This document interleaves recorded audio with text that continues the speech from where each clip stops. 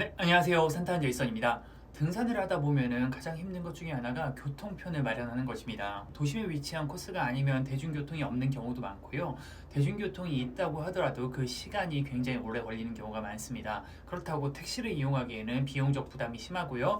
운전을 하고 가기에는 힘든 등산 후 이후에 다시 운전을 하는 것이 체력적으로 좀 부담이 됩니다. 또한 혼자일 경우에는 비용도 무시할 수가 없고요. 운전을 해서 가면 차량 회수를 위해서 원점 회계를 해야 되기 때문에 좀 코스가 한정되는데요. 이럴 때 고려해 볼 수 있는 것이 안내산악회입니다. 오늘은 안내산악회란 무엇인지, 안내산악회를 어떻게 이용하는지, 그리고 안내산악회의 장점과 단점까지 안내산악회에 대한 모든 것을 알려드리도록 하겠습니다.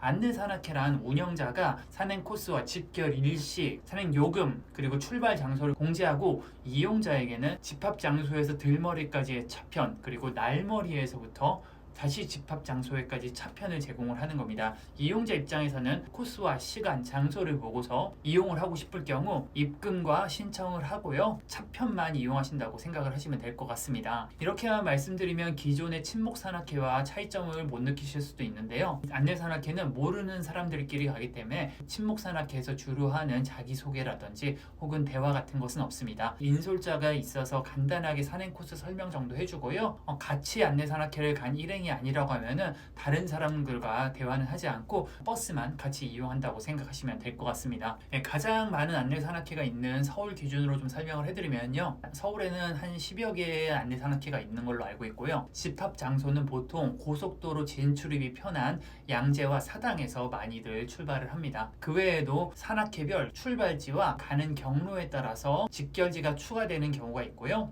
보통 사당에서 출발해서 양재 거쳐서 동탄 거쳐서 산행지로 가는 경우가 많고요. 만약 서울이 아니시라고 하면은 지역명과 그리고 안내산악회로 검색을 해보시면은 그 지역의 안내산악회를 찾아보실 수 있을 텐데요. 경우에 따라서는 안내산악회가 없는 지역도 있는 걸로 알고 있습니다. 집합시간은 보통 당일 산행과 무박 산행으로 좀 나눠지는데요. 당일 산행일 경우는 보통 한 7시 정도에 집합을 합니다.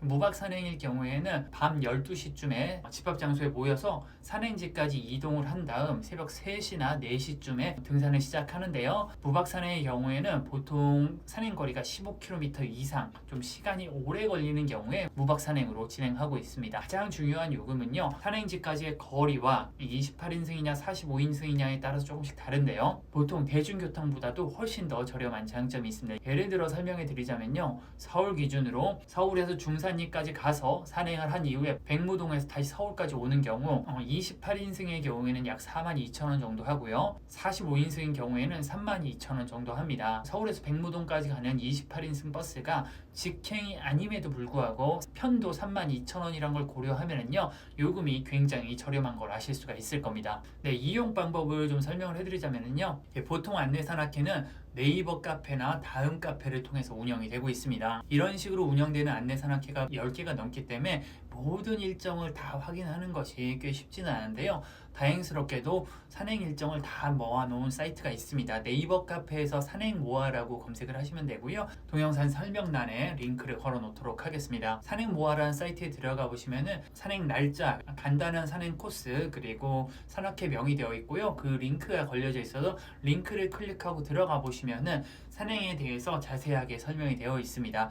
예외적으로 좋은 사람들이라는 안내 산악회는 별도의 웹사이트가 있고요. 해당 사이트는 방문해 보시면은 산행 일정과 그리고 신청 방법을 확인하시는 게 그렇게 어렵진 않을 겁니다. 산행 내용을 확인을 하시고 해당 산행을 이용하고자 하신다라고 하면은 정해진 금액을 계좌이체로 입금을 하고 신청한다는 게시물을 남기면은 신청이 됩니다. 이후에 운영자가 신청글과 입금 내역을 확인을 하고 지정된 좌석을 배정을 해주고요. 나중에 시간 맞춰서 집합 장소로 나가시면은 해당 산악회 이름과 그리고 목적지가 적혀져 있는 버스가 올 겁니다. 그 버스에 지정된 좌석에 타시면 되고요. 그러면은 들머리까지 이동을 합니다. 이동하는 동안 보통 휴게소는 한 번 정도 들리고요.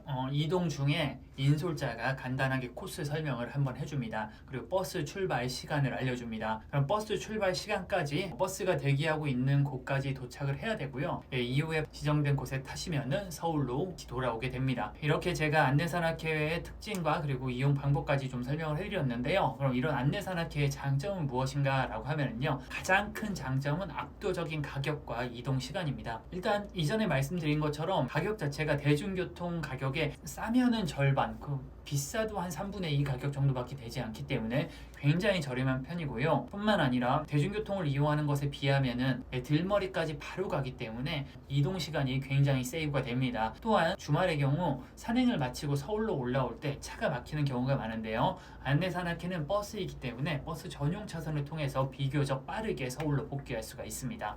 두 번째 장점은 운전을 안 해도 된다는 장점인데요. 등산을 좀 힘들게 한 후 다시 차를 몰아서 귀가한다는 게 그렇게 쉽지만은 않은 일입니다. 만약에 4명 정도의 인원이 자차를 통해서 이동을 하고 그리고 그 들어가는 비용을 나눈다고 하면은 시간이나 비용이 안내산악회에 비해서 조금 더 저렴해질 수는 있습니다. 그렇다고 하더라도 운전자가 굉장히 고생하는 것은 사실이고요. 운전자는 하산 후에 하산주도 하지 못해서 조금 미안한 경우가 있습니다. 이럴 때 운전자에게 부담을 줄일 수 있는 것 같아요. 세 번째 장점은 코스를 좀 다양하게 즐길 수가 있습니다. 대중교통으로 이용하실 경우에는 들머리에도 대중교통이 있어야 되고 날머리에도 대중교통이 있어야 하기 때문에 그 코스가 한정되는 경우가 많고요. 그리고 자차를 이용해서 가시면은 꼭 원점 회기를 통해서 차량 회수를 해야 되기 때문에 코스가 한정되는 경우가 많습니다.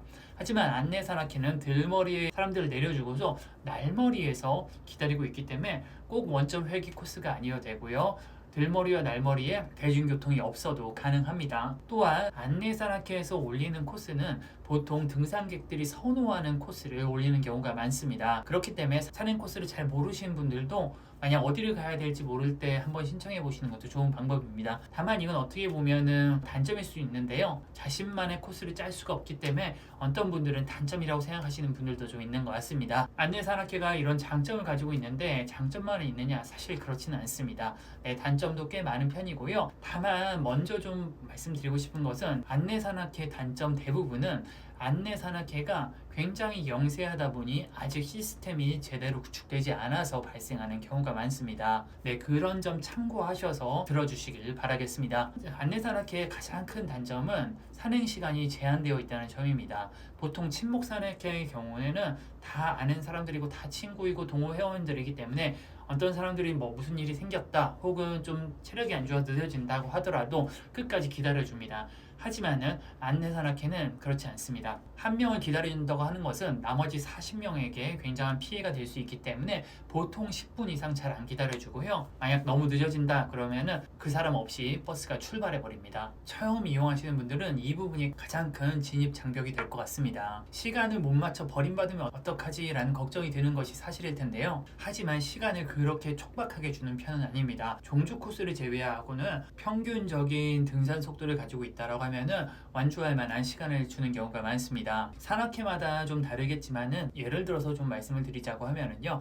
중산리에서 시작을 해서 백무동으로 하산을 하는 경우 보통 11시간 정도의 시간을 줍니다. 중산리에서 천왕봉까지 한 4시간 정도 예상을 하고요. 천왕봉에서 백무동까지 하산 시간도 한 4시간 정도 예상을 할 때 총 8시간 정도의 산행 시간이 예상이 됩니다. 거기에서 밥 먹는 시간이나 아니면은 사진 찍고 하는 시간 1시간 정도를 추가한다고 하더라도 약 2시간 정도의 여유가 있는 편이고요. 발이 조금 빠르신 분들께서는 연화선경과 그리고 촛대봉을 둘러서 한신계곡으로 하산할 수 있을 만한 시간입니다. 국립공원 홈페이지에 가보시면 어떤 코스가 몇 시간 정도 걸린다라는 예상 시간이 있는데요. 그 시간이 보통 평균 시간이라고 생각을 하시면 됩니다. 보통 그 시간을 맞추실 수 있을 분들이면은 다닐 수 있을 만한 시간을 주니까 자신이 체력이 크게 부족한 것이 아니다 라고 하면은 좀 쉬운 코스부터 한 번쯤 이용해 보시는 방법이 있으니까 참고하시기 바라겠습니다. 두 번째 단점은 산행을 신청을 해도 취소가 될 수 있다는 점이에요. 일단 안내산악회 자체가 굉장히 영세하기 때문에 만약 일정 인원수 이상이 되지 않으면은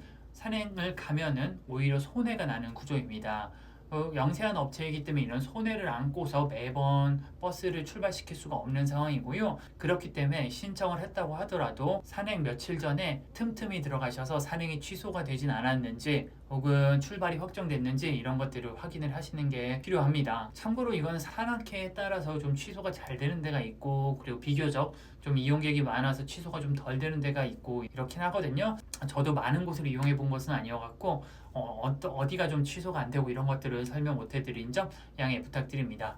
세 번째 단점은 이용 방법이 굉장히 구시대적입니다. 앞에 말씀드린 것처럼 안내산악회들은 대부분 영세에서 제대로 된 결제 시스템조차 운영되고 있는 곳이 거의 없습니다. 없습니다. 대부분 계좌 이체를 통해서만 지불이 가능하고요. 현금 영수증을 제대로 끊어주지 않는 곳도 많습니다. 뿐만 아니라 제대로 시스템이 되어 있지 않아서 계좌 이체 이후에 게시판에 신청글을 따로 작성을 해야 되고요. 운영자가 입금 내역과 신청 내역을 본 후 그리고 수기로 좌석 배치를 해야 되기 때문에 수시로 들어가 봐야 되는 단점이 있습니다. 또한 앞서 말씀드린 것처럼 산행이 취소되는 경우도 있어서 수시로 들어가 봐야 되는 단점이 있고요. 네, 이런 과정이 굉장히 좀 번거롭습니다. 제가 겪은 안 좋은 경우를 좀 말씀을 드리자면은 제가 간 사이트는 카페와 그리고 웹사이트 두 개를 운영을 하고 있는 안내산악회였는데요. 저는 웹사이트에서 신청을 했습니다. 신청을 하고 입금을 하니 제 이름이 좌석이 배치가 돼 있었어요. 제가 보는 화면에서는. 그런데 당일 갔는데 차가 안 와서 전화를 해보니 왜 취소된 산행에 입금을 했냐라고 오히려 그분은 저를 이해를 못하고 저는 제 이름이 있는데 취소됐다는 연락을 못 받은 게 서로 이해할 수가 없는 상황이었습니다. 정말 이런 것들은 굉장히 좀 극단적인 경우긴 하지만요. 이렇게 취소가 될 수 있다는 점 인지를 하고 수시로 확인하는 게 필요하니까 참고하시고요. 네, 그리고 네 번째 단점은 인솔자 복불복이 좀 있습니다. 코스 설명과 인솔을 깔끔하게 하시는 분들도 많은데요. 그렇지 못한 분들도 좀 있습니다. 코스 설명은 좀 중구난방에 길 찾는 법도 제대로 알려주지 못하는 경우도 좀 있고요. 과도한 친절을 베풀어서 부담을 느끼는 경우도 좀 있습니다. 그리고 정말 많지 않은 경우인 것 같고 정말 최악의 가정이긴 한데요.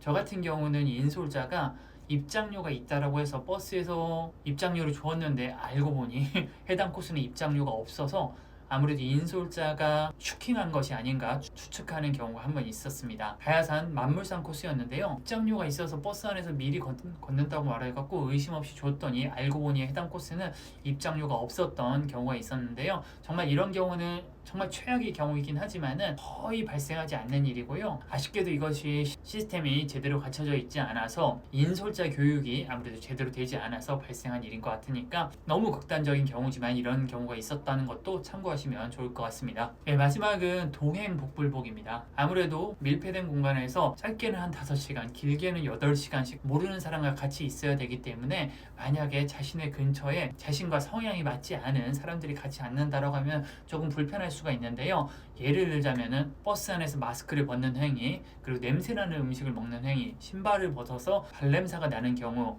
혹은 큰 소리로 떠드는 경우, 이런 경우 등이 있습니다. 각 산악회마다 좀 다르지만은 제가 최근에 방문해 본 안내산악회들은 이런 행위들을 굉장히 적극적으로 막고 있었고요. 특히나 코로나 관련해서는 마스크 벗는 행위는 굉장히 엄격하게 막고 있습니다. 물도 못 마시게 하는 경우가 있으니까 참고하시면 좋고요. 그리고 신발을 벗는 행위도 굉장히 자제해 달라고 여러 번에 걸쳐서 말씀하시는 경우가 많으니까 네, 참고하시면 좋을 것 같습니다. 네, 이렇게 안내산악회 장단점을 좀 설명을 해드렸는데요. 장점도 확실한 반면 아직 안내산악회 시스템이 제대로 정착을 못해서 조금 아쉬운 부분이 있는 것 같습니다. 저 같은 경우는 코스가 길어서 운전하기에 좀 부담스러운 경우에 안내산악회를 많이 이용을 해요. 예를 들자면 성중 종주처럼 2-30km 등산을 한 이후에 다시 운전을 하기가 좀 부담스러워서 안내산악회를 좀 이용하는 편이고요. 산행지가 너무 멀어서 운전을 4시간 이상 해야 되는 경우에도 좀 안내산악회를 이용을 하는 편입니다. 장단점을 고려하셔서 이용 여부를 결정하시면 좋을 것 같은데요. 다만 저는 이런 분들한테는 조금 추천을 하진 않는 것 같아요.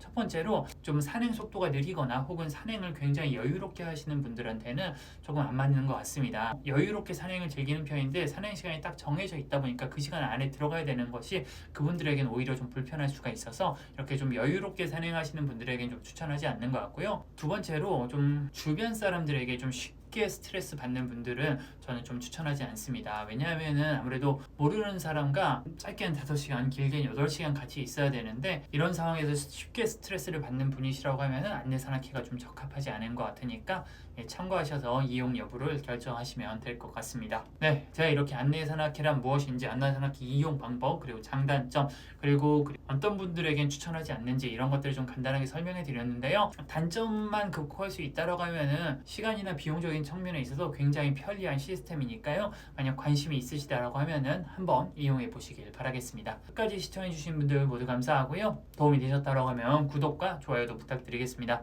네, 저는 산타는 제이슨이었습니다. 감사합니다.